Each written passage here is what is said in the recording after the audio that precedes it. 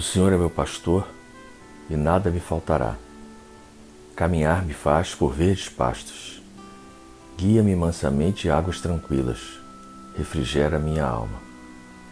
Guia-me pelas veredas da justiça, por amor ao seu nome.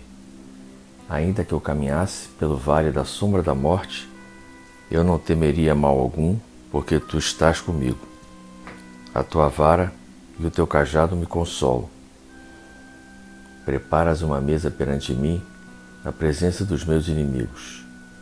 Unge a minha cabeça com óleo e meu cálice transborda. Certamente que a bondade e a misericórdia me seguirão todos os dias de minha vida, e eu habitarei a casa do Senhor por longos dias. O Senhor é meu pastor e nada me faltará. Deus, Pai e Criador, agradecemos pela vossa paternidade sem fronteiras, pela vossa beneficência sem limites, pelo vosso amor sem exigências.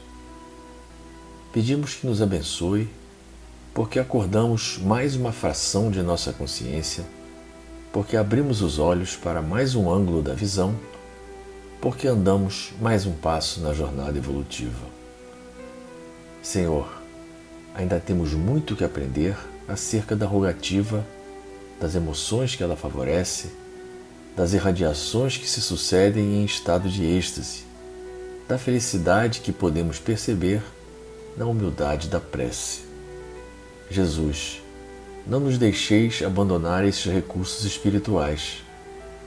Ensinai-nos outra vez como ensinastes aos discípulos, a orar sem que essa oração nos leve a repetições sem discernimento, a esperar perceber sem fazer esforço, a confiar sem intolerância.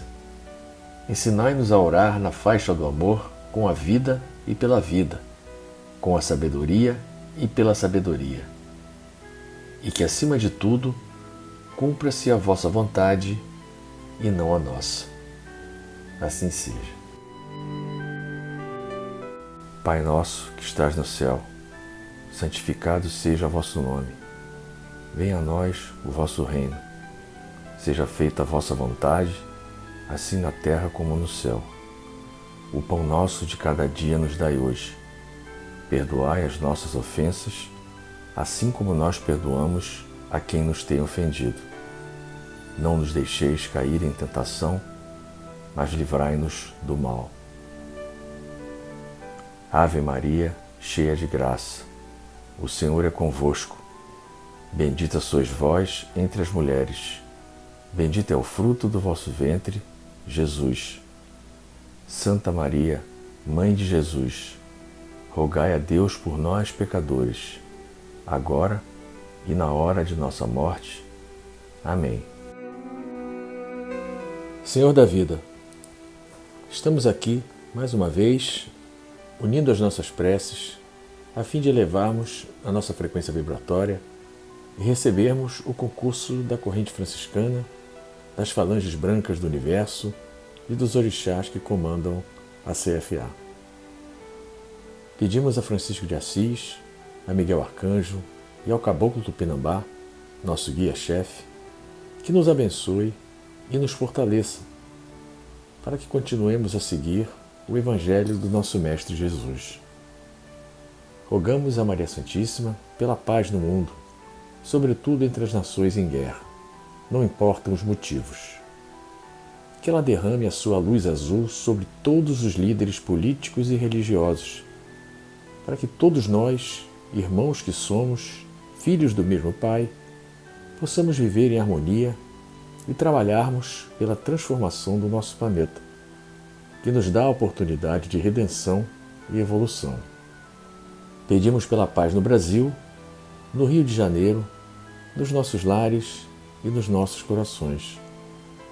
Que possamos trocar os nossos anseios individuais pela caridade em favor de tantos que ao nosso redor enfrentam duras provas e expiações, sobretudo as crianças, abandonadas, maltratadas, famintas, que são nossos irmãos recém-chegados ao campo de provas da vida material. que os trabalhadores da vida maior os amparem e lhes deem forças. Pedimos pelas crianças da creche Santa Clara e pelos irmãos que ajudam a mantê-la e aos projetos sociais da CFA. Que as nossas preces envolvam a todos os nossos entes queridos, encarnados e desencarnados. Por Cristo, com Cristo e em Cristo, agora e sempre. Obrigado, Senhor.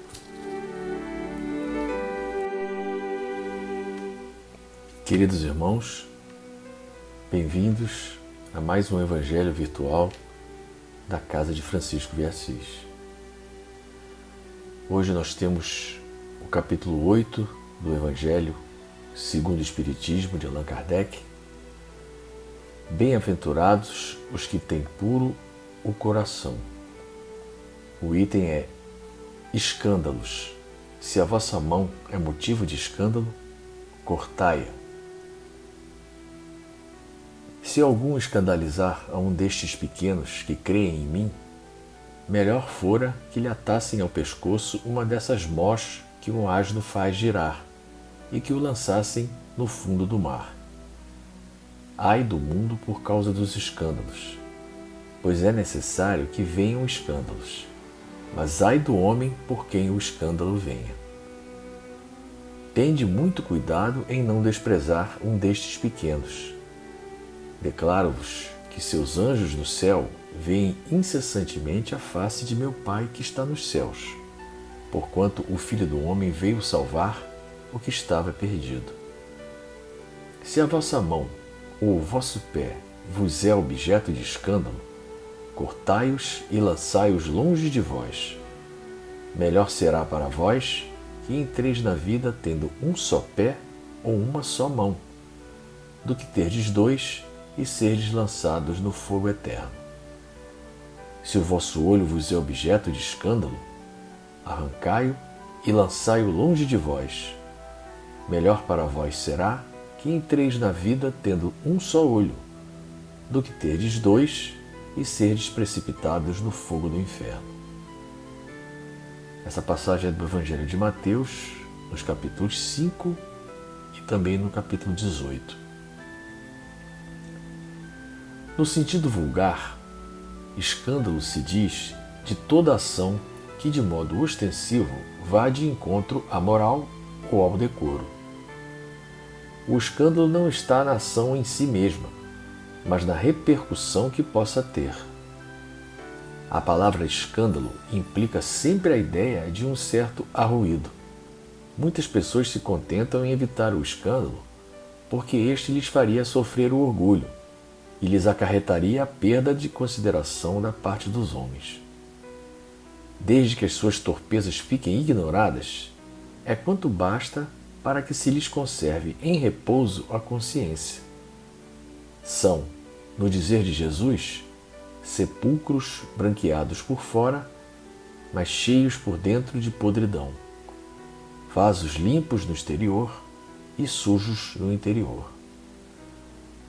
No sentido evangélico, a acepção da palavra escândalo, tão a miúde empregada, é muito mais geral, pelo que, em certos casos, não se lhe apreende o significado. Já não é somente o que afeta a consciência de outrem, é tudo o que resulta dos vícios e das imperfeições humanas. Toda reação má de um indivíduo para outro, com ou sem repercussão. O escândalo, neste caso, é o resultado efetivo do mal moral. É preciso que haja escândalo no mundo, disse Jesus, porque imperfeitos como são na terra, os homens se mostram propensos a praticar o mal, e porque árvores más só maus frutos dão. Deve-se, pois, entender por estas palavras que o mal é uma consequência da imperfeição dos homens, e não que haja para estes a obrigação de praticá-lo. É necessário que o escândalo venha, porque estando em expiação na terra, os homens se punem a si mesmos pelo contato de seus vícios, cujas primeiras vítimas são eles próprios e cujos inconvenientes acabam por compreender. quando estiverem cansados de sofrer devido ao mal, procurarão remédio no bem. A reação desses vícios serve, pois, ao mesmo tempo, de castigo para uns e de provas para outros. É assim que do mal tira Deus o bem, e que os próprios homens utilizam as coisas más ou as escórias. Sendo assim, dirão, o mal é necessário e durará sempre, porquanto se desaparecesse, Deus se veria privado de um poderoso meio de corrigir os culpados. Logo, é inútil cuidar de melhorar os homens. Deixando, porém, de haver culpados, também desnecessário se tornaria quaisquer castigos. Suponhamos que a humanidade se transforme e passe a ser constituída de homens de bem. Nenhum pensará em fazer mal ao seu próximo e todos serão ditosos por serem bons. Tal a condição dos mundos elevados, donde já o mal foi banido. Tal virá a ser a da terra, quando houver progredido bastante. No entanto, ao mesmo tempo que alguns mundos se adiantam, outros se formam, povoados de espíritos primitivos e que, além disso, servem de habitação, de exílio e de instância expiatória a espíritos imperfeitos, rebeldes, obstinados no mal, expulsos de mundos que se tornaram felizes. Mas ai daquele por quem vem o escândalo. Quer dizer que o mal, sendo sempre o mal, aquele que a seu mau grado servir de instrumento à justiça divina, aquele cujos maus instintos foram utilizados, nem por isso deixou de praticar o mal e de merecer punição. Assim é, por exemplo, que um filho ingrato é uma punição ou uma prova para o pai que sofre com isso, porque esse pai talvez tenha sido também um mau filho que fez sofrer-se seu pai. Passa ele pela pena de talião, mas essa circunstância não pode servir de escusa ao filho, que, a seu turno, terá de ser castigado em seus próprios filhos ou de outra maneira. Se vossa mão é causa de escândalo, cortai-a. Figura enérgica esta, que seria absurda se tomada ao pé da letra, e que apenas significa que cada um deve destruir em si toda causa de escândalo, isto é, de mal, arrancar do coração todo sentimento impuro e toda tendência viciosa. Quer dizer também que para o homem mais vale ter cortada uma das mãos antes de servir essa mão de instrumento para uma ação má. Ficar privado da vista antes que os seus olhos sirvam para conceber maus pensamentos. Jesus nada disse de absurdo, para quem quer que aprenda o sentido alegórico e profundo de suas palavras. Muitas coisas, entretanto, não podem ser compreendidas sem a chave que, para as decifrar, o Espiritismo faculta. Bom, a análise que Kardec faz dessa passagem do Evangelho nos mostra que o escândalo a que Jesus se refere não é meramente uma manifestação barulhenta ou ruidosa. É uma referência a todas as más ações que as nossas imperfeições nos fazem cometer e também as consequências que elas geram, seja para nós mesmos ou para o nosso próximo. Já é do nosso entendimento que nós vivemos ainda num mundo de provas e expiações, habitado por espíritos ainda muito imperfeitos e que frequentemente incorrem em faltas pelo mau uso do seu livre-arbítrio. E a espiritualidade superior, para dar curso à lei de causa e efeito, lei essa que é a maior ferramenta de correção da justiça divina, apenas se aproveita das decisões equivocadas de uns para que outros sofram as consequências das suas faltas, sejam elas recentes ou antigas. Muitos acreditam naquela expressão castigo divino. Deus não castiga ninguém. Pelo contrário, Ele sempre nos dará a oportunidade de corrigirmos os nossos erros, não importa de que forma. Mas é preciso entender que quanto mais grave o erro, maior é o prejuízo e mais doloroso será a reparação. Ou seja, os espíritos se castigam uns aos outros, E quem dirige esse roteiro são os guias espirituais, os chamados senhores do karma, que vão cruzando os caminhos daqueles que ainda se comprazem no mal com os daqueles que precisam sofrê-lo para se corrigirem. Mas como o livre-arbítrio é inalienável, todos os que produzem os escândalos plantam frutos amargos que certamente colherão no futuro. Então devemos concentrar os nossos esforços em eliminar em nós mesmos todas as mazelas que possam causar escândalo, não literalmente arrancando olhos ou cortando pés e mãos, mas renunciando a algumas atitudes que nos dariam satisfação ou proveito pessoal, mas que podem nos prejudicar ou ao nosso próximo. É essa a necessidade do escândalo no nosso mundo, no estágio em que ele ainda se encontra. Mas a inevitável transformação que já está em curso vai gradativamente diminuir essa necessidade, pois à medida que nós vamos evoluindo, vamos causando menos escândalos.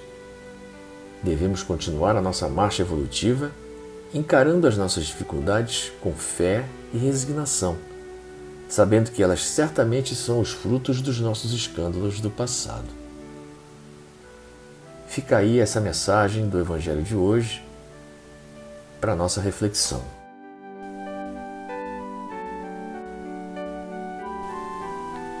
Senhor, fazei de mim um instrumento da vossa paz.